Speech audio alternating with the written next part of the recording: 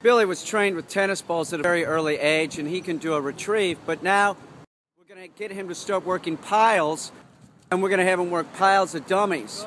So he has done retrieves with the small dummy when he was a puppy, but we mostly use tennis balls. So now we're going to transfer him into just using bumpers at this point, and he's going to start working them from piles.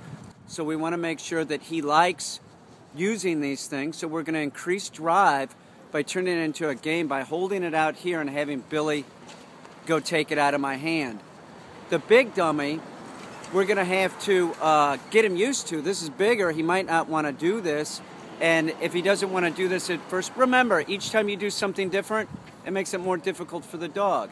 And if he doesn't want to do this at first, I'll tease him a little bit with it. Come on, Billy. Come on, Billy. Whoa. Billy! And then he'll start going for it, and he'll learn that this is just like this. It's a toy that we use to play a game. But I own these, he doesn't. So never let your dog, just chew on the retrieving toys. That would be improper. Billy! Good.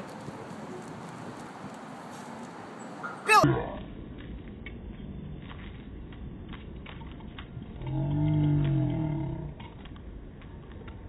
Billy! Yep. No. Billy!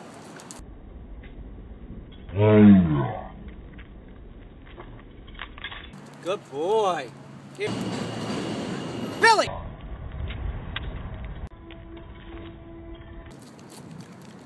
Here's the big bumper, and he actually does it 2 times in a row. He does good, but then he drops it. So what we do is we start working hold with him and just have him hold it. I hold it out in front of his snot, and I give him the command, hold. You know, we're gonna make sure that Billy's into this, and Billy knows what I want him to do. Remember, anytime you do something different, it makes it more difficult for the dog. So do remedial work so that the dog understands what to do. So that's it. I make sure he's holding it, and I'm petting him and telling him he's being a good boy. You know, the dog's not going to teach itself, and if your yardstick is, well, the dog wants to do it or doesn't want to do it, you're making a huge mistake. You should be telling the dog what it should like and dislike. That's how it is. You know, you teach the dog what to do, how to function in this human society. So at this point, I think he's going to start going for it. Although, no, I'm still reinforcing a little bit, making sure that he knows, to hold it.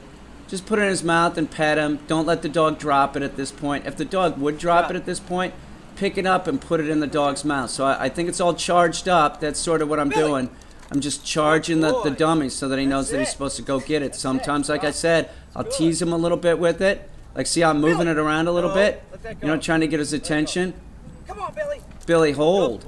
So I release the dog with its name. I don't even say hold at this point. I'm just releasing the dog. The dog knows what I want it to do. Billy. So keep in mind that there is a lot of teasing.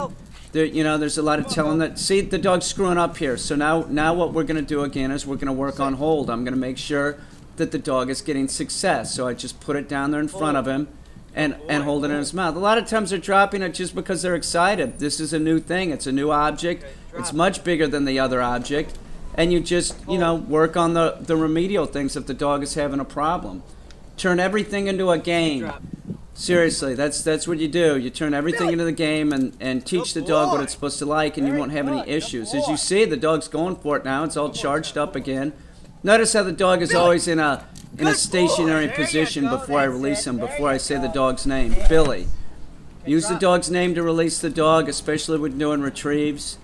Make your life a lot easier. Good boy. This whole session probably lasted 15 minutes. If you notice, Billy had an e-collar on the whole time, but you never saw the remote in my hand. You get it? Don't overuse those things. They are an effective tool, but if you're using them wrong, man, it can really screw up a dog. Contact a professional if you're interested in using an e-collar. Don't take this on yourself thinking you know what you're doing, because you don't.